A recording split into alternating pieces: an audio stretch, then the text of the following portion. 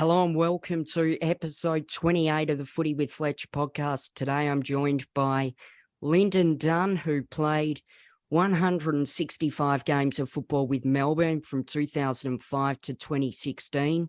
He then was traded to Collingwood in 2016 and played with the Pies from 2017 to 2020. He went on to play a total of 198 AFL games. Hello, Lynden. Thank you for joining me today. G'day, Fletch. Thanks for having me, buddy. It's very exciting to be on your podcast. Looking forward to it. It's going to be great to talk to you about your journey. Of course, you were selected by Melbourne with pick 15 in the 2004 draft. What do you sort of remember from the build-up of your junior footy years to making it to the big time? Yeah, well, I only ever really wanted to play AFL from when I was about 4 years old. So it's probably my oldest childhood memory is always carrying around a footy under my arm or sleeping with it or having a Hawthorn footy jumper on my back. I was a staunch Hawthorn supporter with the rest of my family. And then, I was lucky enough to be drafted. I always wanted to be drafted and always thought I was good enough, but until your name's read out, you never know. So I remember sitting on the couch at home, draft day, listening to the radio, which wouldn't happen very much anymore. There's obviously a broadcast on Fox Footy and other streams of media. So very excited when my name was read out. Very lucky. It must have been a great thrill when you finally realised that you played AFL football. You mentioned also that you supported Hawthorn as a youngster. Who were some of the Hawthorn players that you, I guess, idolised and looked up to? Yeah, well, I think my first real hero was Jason Dunstall.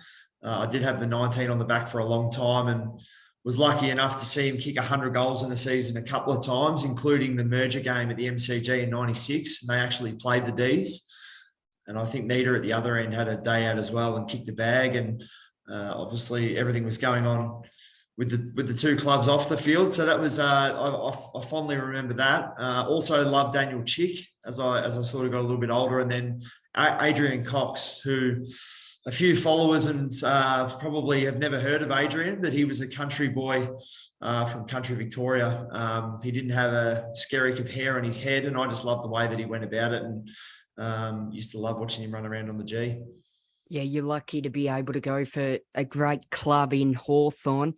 I guess that when you sort of walk into a football club for the first time as a youngster, what was that sort of like? You obviously would have been nervous about walking into a club like Melbourne, but what do you remember from your first day at the club? It's funny, I was only 17 at the time, and I was lucky enough to be drafted with two other 17-year-olds in Michael Newton and Matthew Bate. So we were all just finished high school, all 17. We all were about to turn 18 there was about a month between us. I remember our first training session was at the Sandringham Footy Club. We were based out of Junction Oval back then, which is actually where I work now, but the facilities back then weren't quite up to scratch and not quite the same as they are now for the cricketers. I remember just being in awe of the players around the club, like Adam Uze and David Neitz, Brad Green, Aaron Davey, these sort of players, and to realise that you were sort of on your own journey to becoming one of these players yourself. It was you had to pinch yourself, in the first sort of 6 months of being at the club, but the training was great. I always wanted to play footy, so it's sort of everything that I dreamed of, and it's sort of as you settle into the club, you have little goals along the way, and certainly playing in the ones was something that I aspired to from the first minute of walking in the door. And you were sort of able to make your debut at Melbourne against Geelong in round 6 at the MCG, which I guess making your debut is one thing that's special, but then making it at the MCG is another thing. That must have been a great game for you as well. Yeah, it was unbelievable. So my first season at the Gs, I played only VFL, and I actually spent a lot of time in the VFL seconds as well. I had to wait over 18 months to get my first game. It was well worth the wait though. As you mentioned, I remember the day like it was yesterday. It was round 6, Friday night in the pouring rain against Geelong, just before their dynasty started. I was lucky enough to start on the ground.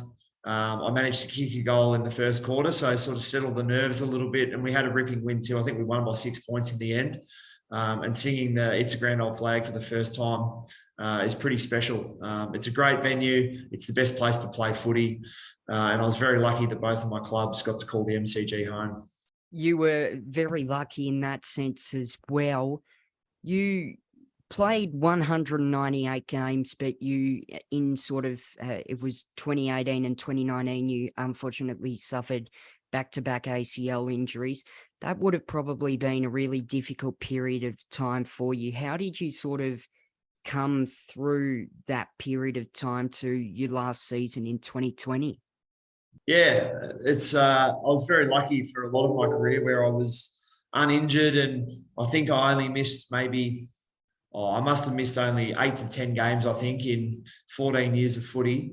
So I was very lucky up until that point. And I think we had such a good year in 2018 that I just put all of my energies into my teammates and the team, and riding the wave with the rest of the Collingwood supporters. No one ever wants to be injured, but having seen a lot of my teammates go through that sort of thing over my journey, I sort of guess it was my time to go through that. And it wasn't ideal timing because I hadn't played in a final. I'd never been to a grand final. I was always waiting to play in a grand final before I went to one, even though, I'm a footy tragic. From the day I was born, I was always waiting to play on the big stage. So, to be at the 2018 grand final was unreal. I was in the coach's box and actually on the ground at 3/4 time. And, we were a real chance, and it was sad how the day ended, but I was super proud of my teammates. And, coming back the following year, that's what really drove me to get my body right. And then I was unfortunate enough to do my ACL again, my first game back. And it kind of felt just like the same injury. It didn't feel like it was two separate things. It was just back to back. So it just felt like one long knee injury. So it was probably, when you do it the second time, knowing what you have to go through again is probably the hardest thing. And there's no easy way to get through 12 months of rehab. And it was a little bit longer than that for me. So it was tough, but I had a great support network around me, both at the footy club and at home. You were lucky to have such a great support network around you, like you mentioned. Going back to your time at Melbourne, you were given the task to tag Kane Cornes against Port Adelaide. What was it like? You started your career sort of as a forward, but then moved into a bit of a tagging role for a period. What was it like to become a tagger, and how did you adapt to a new role? Yeah, it's a good question. It was actually Chad Cornes I tagged, but Kane did play that day. And the reason that I went on to Chad was because I was playing in the forward line, and I don't reckon I touched the footy for about a half. I think I had 1 or 2 handballs to my name. So Neil Danaher was the coach at the time, and he asked me at halftime to go and just, wherever Chad Cornes goes, go and follow him. And that's exactly what I did.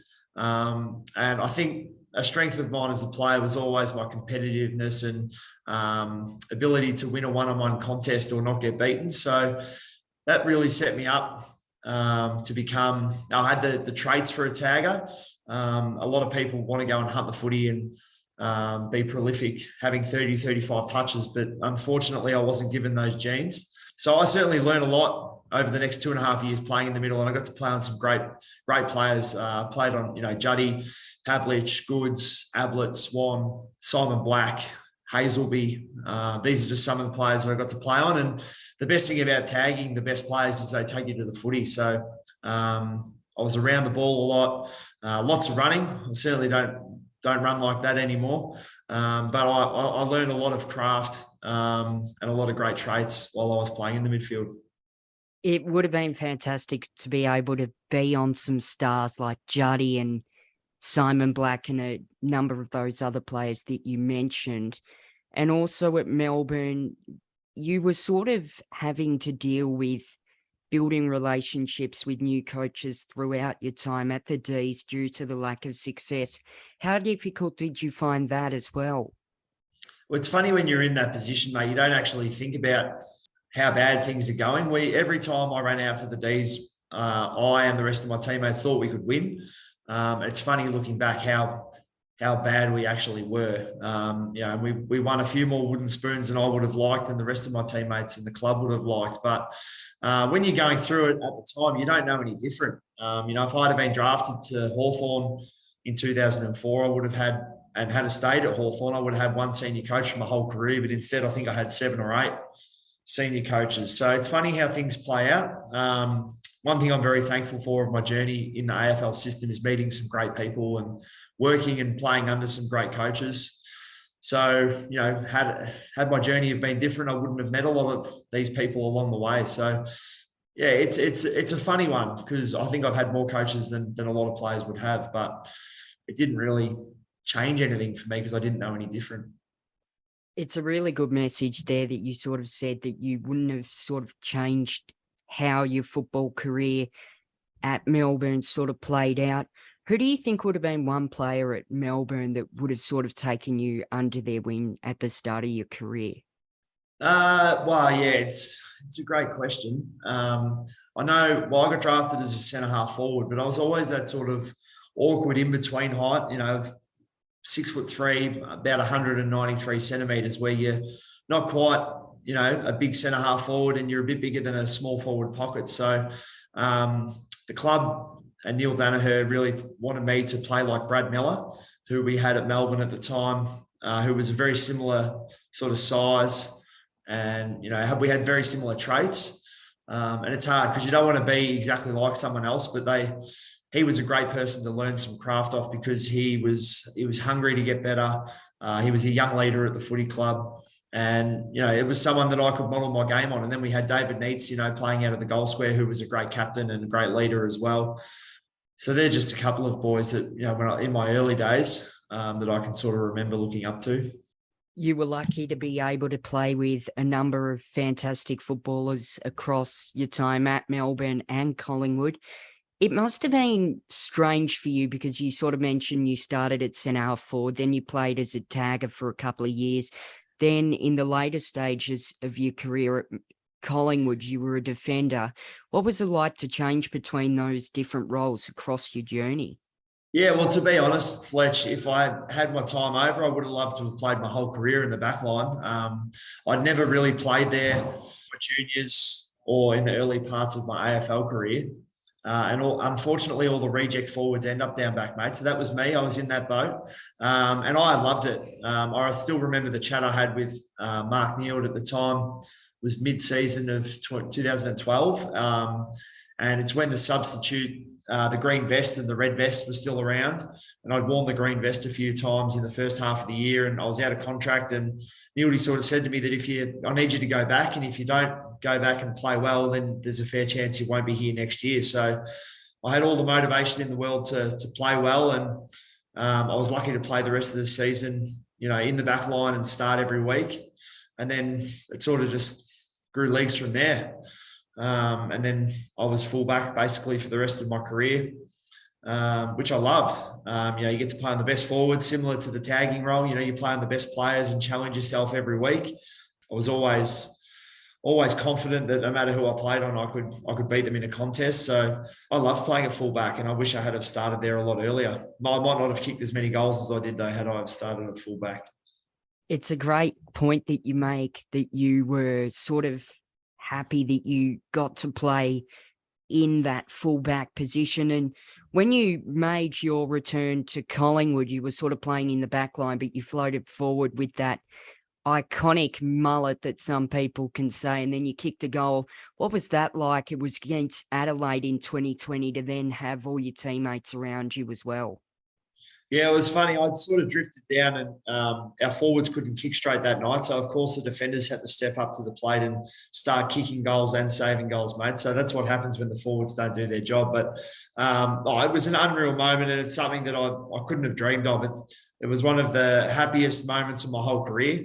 I was lucky. I got a free kick. I took a mark, and then there's a 50-metre penalty. And I knew walking in that, I had to kick the goal basically for myself, just because of the moment that it was and the journey that I'd sort of been on in the previous 2 years. And as soon as it hit the boot, I knew it was going through, and then the boys all got around me, which was unreal. So it was a really nice way to come back into the AFL fold. And I knew I didn't have many games left in me, and that was my second last game. And the following week I'd play Melbourne at the Gabba, and we got absolutely trounced by 10 goals, I think, and that was my last game. So it was nice to play my last game against, my former club as well, which I loved.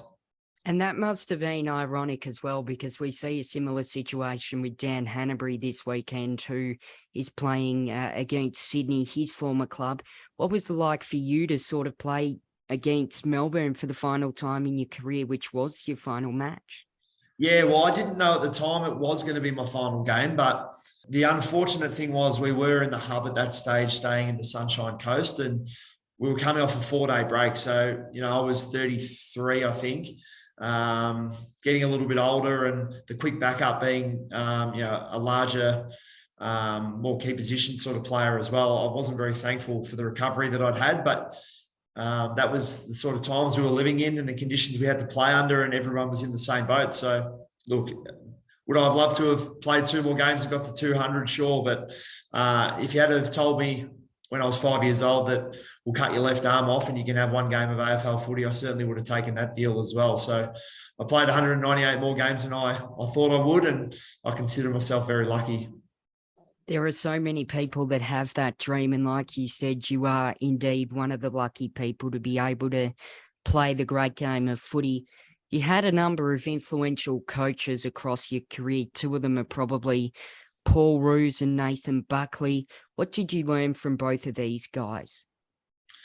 Yeah, I think obviously huge names in the game of AFL and very well-respected people and coaches. I think the biggest thing that you can take from them is just how important the basics are. You can have illustrious game plans and, all these sorts of cattle on the park that have all these tricks, but if you don't get the basics right with, your clean hands and you're kicking a goal and your ground balls and missed tackles and this sort of thing, there's no point actually talking about anything else. So, the basics are super important.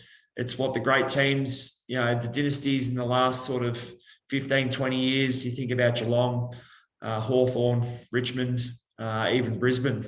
They've got special players and special people involved, but at the end of the day, they just need people that play their roles, and when their teammates can look at them, that they're going to get it done, and that's what they did, and that's how I tried to model myself over my playing career, is be the best teammate that I could, and just do the basics really well.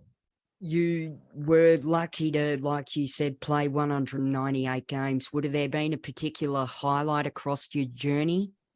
Oh, no, it's hard to pick one out. I know that, a special moment was the 2018 prelim final against Richmond when, Big Coxie went bananas, and I didn't actually play that night because I was injured. But I remember Emmett, my oldest son, he ran out with the boys, and that was super special when the club asked if I wanted Emmett to run out, and I remember telling him, and I think when was 2018? So he would have been 7 or 8 years old, and it was unreal. And I still remember that night so vividly. What a performance from our team. That was definitely, one of the highlights of my career, and I didn't even play. So, and then the 2018, the whole season, had so many ups and downs, with the grand final appearance and, me doing my knee, and, it was a different year, but it's probably one of the highlights of my career as a year itself. It's so great that your son got to run out onto the ground in the 2018 prelim. And yes, Mason Cox was fantastic during that game of football. You were traded to Collingwood in 2016. What was sort of some of the reasons behind you moving to the Pies? Yeah, I was out of favour, unfortunately, in 2016. And I went from playing so many games in a row. I think I played over 60 games in a row, and was vice captain at the D's. And then for whatever reason, sort of fell out of favour in 2016. And I only played 4 senior games. I had a year to go on my contract, but I knew that 2017 was going to be very similar had I have stayed, and it may well have been my last year in the AFL system. And I still knew that I had so much more to give, and I knew that I was more than good enough at the level. So I decided to ask for a trade at the end of the season in 2016, which, Melbourne were kind enough to grant me that wish and help me find a new home. And I couldn't have been happier when I landed at the Pies. Everyone knows with Collingwood, you either love them or you hate them, and I'd hated them for so long. But when you're on the inside at a great club like Collingwood, it's a special place. And I'm really lucky that I did end up at Collingwood. I met some great people, played some good footy. Not only myself, I'm more talking about the team. and it was unreal. The Collingwood faithful, and now calling myself a Collingwood person for the rest of my life, it's something that I hold very close to my heart, and something that means a lot to me. You were lucky to play with so many great players, but to also play with two great clubs in the AFL. Did you sort of have any pre-game superstitions before a game of footy the night before or on the day? As a younger player, I sort of did. I'd have to do the same thing. I'd always have pasta the night before a game. You'd have to have a certain type of drink. It was usually a Gatorade or something. And I was very staunch as a young player on my preparation, and everything had to be done meticulously in a certain way. And then one day that didn't happen, and my preparation went pear-shaped, so to speak. And I came out and played really well. So I sort of threw all that out the window and realised that, it was more about the way you trained. And I was always a pretty good trainer. But, game day, if you want to get it done, you can, no matter about your preparation. But a fun little fact was probably I'm a brief man. I wear briefs when I play sport. So I've always got different colour briefs, and I'd go to my drawer where my underwear was and pick out a fancy coloured pair of underwear, depending on how I felt that day. So that was probably just the one little superstition that I had. Yeah, I probably had 10 to 12 pairs of undies on rotation, Fletch. So depending on the mood, they're the colours that went on for the day. It's a great little superstition that you have, and there are so many people in footy that have those little superstitions. What is something that not many people know about you outside of football? Good question. Yeah, that's a great question, actually. I'm married with 3 kids. I'm not sure if everyone would know that. I don't really have much to hide. I wear my heart on my sleeve, and I try to be true to myself. And whether you meet me for the first time or whether I've known you for 10 years, I try to be the same person every time. So I don't really have any tricks or anything. I wish I did, mate. I'd probably be in the circus if I did, but unfortunately, I'm just a boring old man now. And you're also involved at Cricket Victoria at the moment in a role there. What has your time at Cricket Victoria been like? Yeah, it's been really good, Fletch. I've been here 6 months now as the player development manager for the men's squad. And having been in football for so long, it's the high performance environment is great. And I'm just so lucky that I've landed myself, in another sport where I don't quite know as many people as I do in the footy industry. The people here, both players and staff, work really hard to get the best out of our players and give them the best chance to be the best people and cricketers that they can be. And, that's something that I got to live as a player, and now I get the chance to do that as a coach and as a staff member. So, look, I'm loving my time at Cricket Victoria. I'm back at Junction Oval, as I mentioned before, which is where it all began when I got drafted to Melbourne. So it's very exciting. That must be quite ironic in itself that you are back at Junction Oval. And just finally, who do you think your tip is in 2022 to win the AFL premiership, and why? Oh, that's a tough question, mate. I wish I could help you. I know we're on the eve of round 23, and I know the D's play Brisbane tonight. I'm obviously on the D's trade. The 2 biggest games of the weekend, I think, is tonight. I've got the D's to beat the Lions up there, and then Sunday afternoon, of course, we've got the Pies against the Blue Baggers. Your mob. I think my Pies might get it done, mate. I'm hoping. But honestly, I'd love to see the D's go back to back. That would be really special. Last year was great, watching the boys get it done, and having obviously in lockdown in Melbourne, we decked the front of the house out in red and blue. The kids all had their footy jumpers on. We made a night of it. It was so good to see the boys play that way. Let's hope for a D's Pies grand final. Hey, that's all I can sort of give you, I think, on that front. What would you sort of do if it was a Melbourne Collingwood grand final? Who would you go for? That's the thing, mate. I'd have a Pies scarf on and a D scarf on. I couldn't lose, I know that much. But it's funny, it's the question I get asked the most is, who do you follow now that you've finished playing? And I genuinely love both clubs. And if I go and watch the Pies, I put my Pies scarf on. And if I watch the D's scarf goes on. But if they play each other, I just go very neutral. And like I said, mate, I walk into the ground quite happy. And when I walk out, I always walk out a winner when the Pies play the D's. I can't lose. Thank you very much, Lynden, for joining me today. It was great to talk to you and get a bit of an insight on your AFL career. Thanks for having me, Fletch. Good luck for the rest of your podcast, and thanks for having me. No worries. So there we have it. Lynden Dunn joins me on the Footy with Fletch podcast.